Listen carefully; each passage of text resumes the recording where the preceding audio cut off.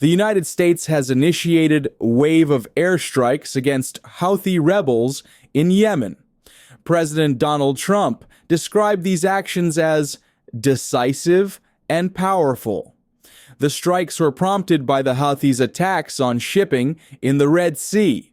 Trump stated that the Houthis, funded by Iran, have targeted U.S. aircraft and military personnel. He referred to them as thugs and brought into light their actions as piracy, violence, and terrorism. This has resulted in substantial financial losses and endangered lives.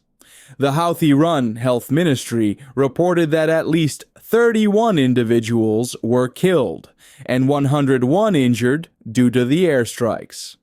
Following the attacks, the Houthis declared their intention to continue targeting Red Sea shipping. They demanded that Israel lift its blockade of Gaza, asserting that their forces would respond to the U.S. actions. Witnesses reported a series of explosions in the Yemeni capital, Sana'a, and in Saada, the Houthi stronghold near the Saudi border.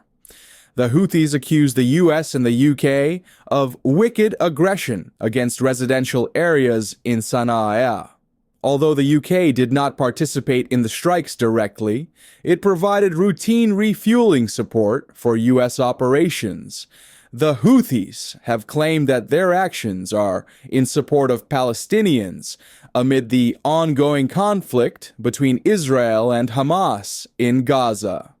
They have frequently asserted that they are targeting only vessels linked to Israel, the U.S., or the U.K. Since November 2023, the Houthis have launched numerous attacks on merchant vessels in the Red Sea and the Gulf of Aden.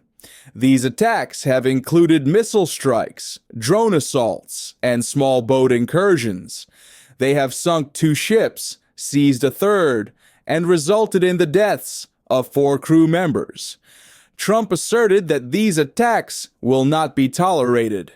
He stated that the U.S. would employ overwhelming force until the objective is achieved.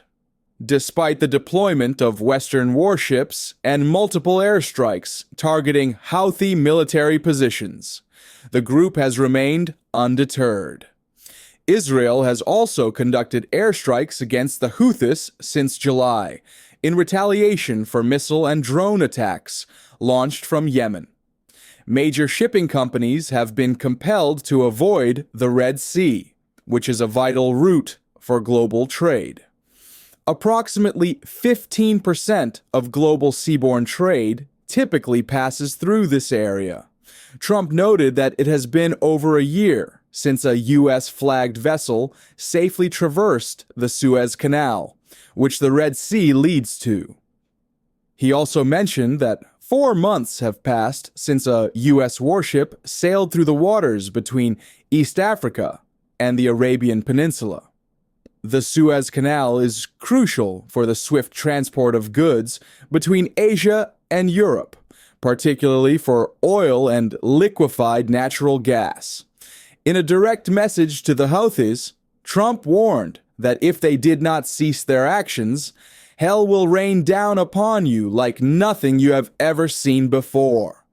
The Houthis responded assertively, stating that the aggression would not deter their support for Palestinians. They declared their readiness to respond to escalation with further escalation. Trump also called on Iran to end its support for the Houthis. He warned that Washington would hold Tehran fully accountable for its actions. The Iranian Foreign Minister, Abbas Araghchi, countered that the U.S. has no authority to dictate Iranian foreign policy. He urged the U.S. to cease its support for what he termed Israeli genocide and terrorism, and to stop the killing of Yemeni people. U.S. Secretary of State Marco Rubio addressed military deterrence operations against the Houthis in discussions with Russian Foreign Minister Sergei Lavrov. Rubio emphasized that ongoing Houthi attacks on U.S. military and commercial vessels in the Red Sea would not be tolerated.